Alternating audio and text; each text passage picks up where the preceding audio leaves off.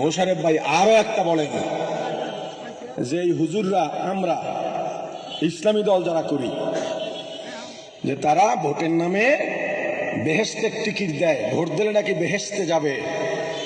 আবার জনতাদেরকে সতর্ক করতেছে যে আপনারা এই বিভ্রান্ত হবেন না, ভোট দিলে জান্নাত পাওয়া যায় এমন কোন কথা কোরআনে নাই। মোশারেফ ভাই কোরআনের তাফসীর কবে কোথায় পড়ছিল আমার জানা নাই। কোরআন পড়ছে আলেমে, এই ব্যাখ্যা করবে আলেমে। আমি আলেম হয়ে বলছি কোরআনে আছে সতের পক্ষে যদি থাকো, ন্যায়ের পক্ষে থাকো তবে জান্নাত। আমি আপনাদেরকে বলছি হ্যাঁ, আমরা ভোট দিই জান্নাতে যাওয়ার জন্য। আমরা রাজনীতিতে এসেছি ইবাদত হিসেবে। আমরা নামাজ পড়ি যেমন আল্লাহর বিধান মেনে, আমরা রাজনীতিও করি আল্লাহর বিধান মেনে। নামাজ যেমন আমাদের জন্য ইবাদত, রাজনীতিও আমাদের জন্য ইবাদত। আমরা বিশ্বাস করি, এই প্রকাশ্যে খোলা ময়দানে আপনাদেরকে বলছি, আপনি ইসলামের পক্ষে ভোট দিলে অবশ্যই জান্নাতে যাবার ওসিলা হবে। মুসলমান রাসূলের আদর্শের বাইরে যেতে পারবে না।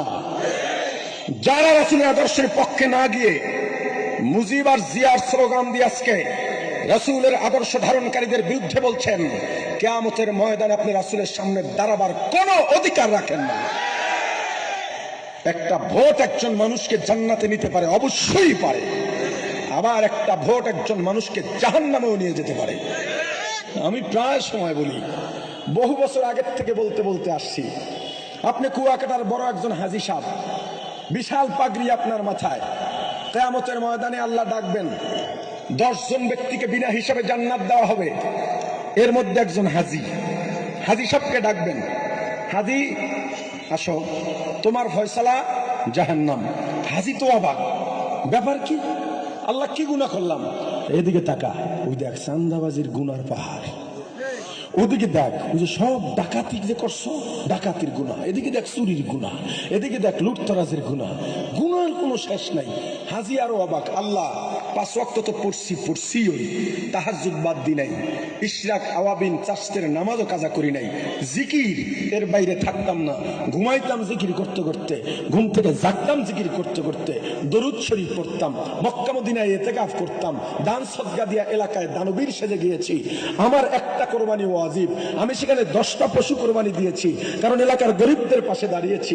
যারা কোরবানি দিতে পারে না তাদের জন্য আমি গোশতের ব্যবস্থা করেছি, আনন্দের ব্যবস্থা করেছি।